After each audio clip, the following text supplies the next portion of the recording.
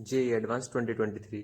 तो इस क्वेश्चन में इलेक्ट्रॉनिक ट्रांजिशन के कारण फोटोन एमिट होते हैं और उनका हमें लेवल गिवन है, साथ ही उससे फोटो इलेक्ट्रिक इफेक्ट परफॉर्म किया जाता है जिसकी हमें फोटो इलेक्ट्रॉन्स की मैक्सिमम काइनेटिक एनर्जी गिवन है as well as threshold wavelength भी गिवन है। तो सिंपली हमें हाइड्रोजन लाइक एटम के लिए जेड फाइंड करना है।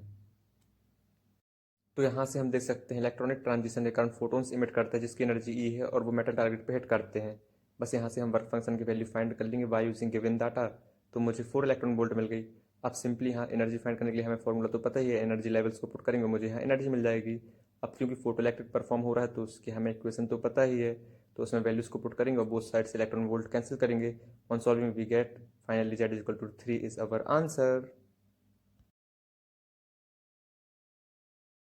एडवांस 2019। तो इस क्वेश्चन में एक परफेक्टली रिफ्लेक्टिंग मिरर है जो कि स्प्रिंग से कनेक्टेड है और उसमें n number of photons normally incident करते हैं। तो हमें यहाँ n की वैल्यू बतानी है।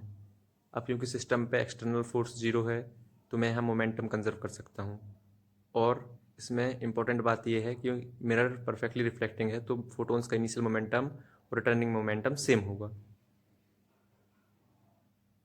तो यहाँ मैंने P1 को मोमेंटम ऑफ फोटोन बोल दिया और P2 को momentum of spring mirror system बोल दिया। सिंपली मैंने मोमेंटम कंजर्व किया क्योंकि मुझे पता है कि फोटोन का मोमेंटम हम डी ब्रोगली वेवलेंथ से दे सकते हैं और n नंबर ऑफ फोटोन है तो n से मल्टीप्लाई कर दिया। सिंपली यहाँ से मैंने P2 की वैल्यू निकाल ली।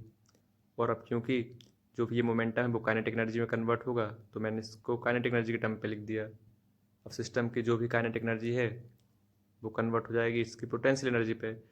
और इस पर का हमें डिस्प्लेसमेंट एक्स नॉट तो पता ही है, तो यहाँ से मैं एन स्क्वायर की वैल्यू निकाल लूँगा। बस सिंपली यहाँ से एन की वैल्यू फाइंड किया और जो भी क्वेश्चन में गिवन था उसे पुट किया।